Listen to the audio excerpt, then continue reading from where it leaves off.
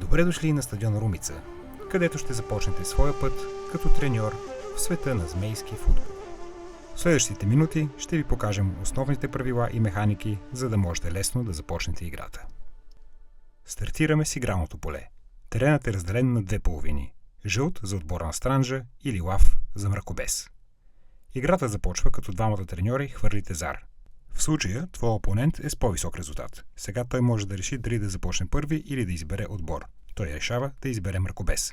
Това означава, че ти играеш с Странджа и си първи на ход. Твоят отбор се състои от 6 карти с именити герои от книгите Као Змея и една карта за вратаря. Към всяка от картите футболист има съответен пул за игра. Отборът на противника ще играе с 6 чудовища и магически същества, предвождани от най-големия кошмар на Као, самия Алелон. Преди да изкарате играчите на терена, трябва да изтеглите карта Орисия. Те могат да бъдат капани, портали, гиганти и други магични елементи. Пада се карта до умение. Футболистите и топката не могат да преминават през тези пулове, означени с символа за препятствие. Следваме инструкциите на картата и слагаме двата доумена на съответните координати от терена. След като пуловете Орисия са на мястото си, е ред на треньорите да разположат своите играчи.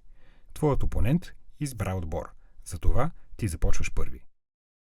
Първият футболист, който поставяш, задължително започва с топката в центъра на терена. След това, другият треньор поставя пул на свободно поле в своята половина и така се редувате, докато не сте разположили по 4 футболиста от отбор. Останалите отиват на резервните скамейки.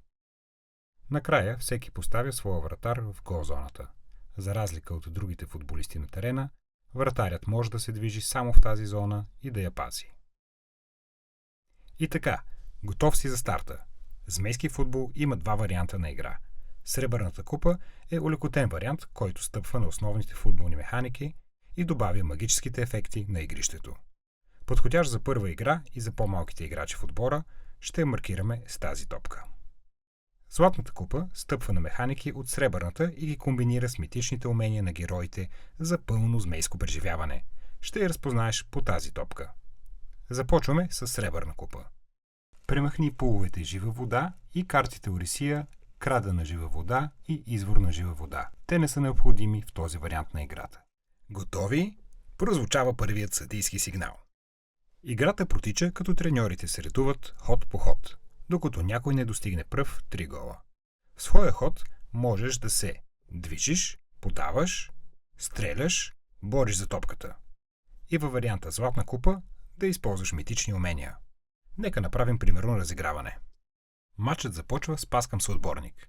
В рамките на своя ход можеш да подаваш топката колкото пъти пожелаеш по права или диагонална линия между двама от своите футболисти.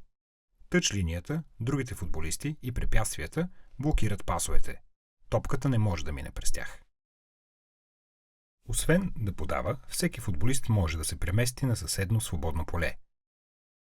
В рамките на своя ход можеш да преместиш всеки от своите футболисти по 2 пъти, в какъвто ред избереш. Когато се движиш и подаваш, е много важно да внимаваш за зоната за прихващане на всеки от противниковите футболисти. Това са полетата от ляво и от дясно на пула, маркирани с червени стрелки. Ако при пас топката премине през зоната на прихващане, хвърляте зар, за да определите дали паса минава или противника успява да го пресече. Треньорът с по-високото число печели топката. Същото се случва и ако движейки се с топката, стъпиш на поле, което е в зоната на прихващане. Отново хвърляте зара, за да определите дали да запазиш топката или я губиш. Ходът ти завършва, когато вече не искаш или не можеш да извършваш повече действия. След това е ред на твоя противник. Алелон вижда възможност да се опита да отнеме топката от Йоана, затова се придвижва в полето пред нея. Борба за топката може да се инициира само когато двата пула са лице в лице. Борбата започва. Двамата треньори трябва да изберат тайно един от друг, в кое от трите полета пред техните футболисти искат да ги придвижат. За тази цел използваме трите карти двубой. На всяка от тях е показана желаната посока – напред, наляво и надясно, валидни от гледната точка на всеки от треньорите. 1, 2, 3. Разкривате избраната карта едновременно. Ако футболистите се разминат в различни посоки, топката остава в нейния притежател. Но ако избраната посока е еднаква и половете застават гръб в гръб, то топката сменя своя притежател. Възможна е ситуация, в която борбата за топка се осъществява до заето поле или тъчлинията. Тогава двамата треньора махате съответната карта двубой от тестето си и играете с останалите посоки.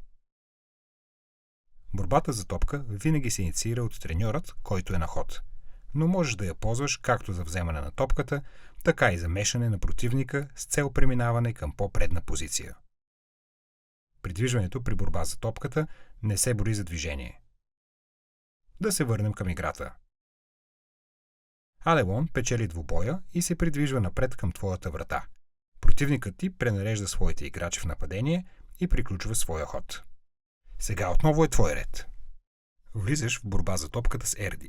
Противникът ти играе негово дясно, за да изведе Алелон в добра стрелкова позиция, но ти предусещаш намеренията му. Ерди отнема топката. Контратака. Пренареждаш футболистите си така, че топката да стигне до волето на Као, заобикаляйки всички зони на прихващане. Забележи, че можеш да стреляш към вратата само от противниковата половина. Као е в добра позиция за стрелба. Може да стреля напред или поля в диагонал.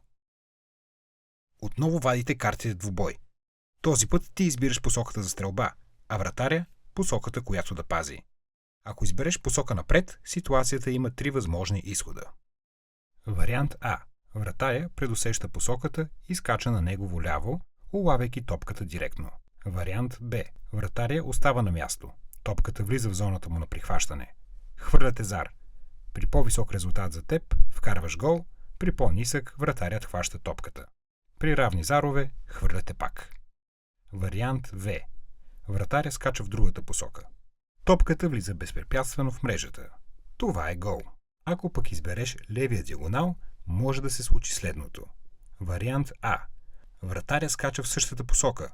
Топката влиза в зоната му на прихващане. Зарът решава резултата. Вариант Б и В. Вратаря остава на място или скача в обратна посока. И в двата случая отбелязваш гол. 1, 2, 3, шут и гол! Каква футболна драма! Отбележи гола си с пул за резултат. След всеки гол, играта се пренарежда в следната последователност. Вратарят, на когото е вкарано, получава топката. Премахват се всички ефекти, ако има такива. След това всеки треньор трябва да премести своите футболисти от половината на противника обратно в собствената си половина, в свободно поле на ред 1, 2 или 3. Този, който отбелязал гола, започва пръв и се редувате, докато всички полове не са обратно на терена. Теглите карта Орисия и поставяте новите полове. Старите остават на място. Ако новите полове попадат в поле, заето от футболист, поставяш футболиста отгоре и активираш ефекта незабавно или когато дойде хода му. Ако полът е препятствие, местиш футболиста едно поле назад или настрани. Това е и момента, в който можеш да направиш една смяна. Размени активен футболист с футболист от резервната скамейка. Ако играеш златна купа, избираш и А или Б страна на картата. Алтернативно, можеш да оставиш активен футболист в игра, но да смениш само умението му. Това също се бори за смяна. И така, готови сте да подновите играта. Треньорът, на чийто отбор сте вкарали гол, повежда с пас от своя вратар. Поздравление! Вече знаеш всичко необходимо, за да изиграеш своята първа сребърна купа. Ако искаш да научиш и пълния вариант на играта, златна купа, продължи да гледаш.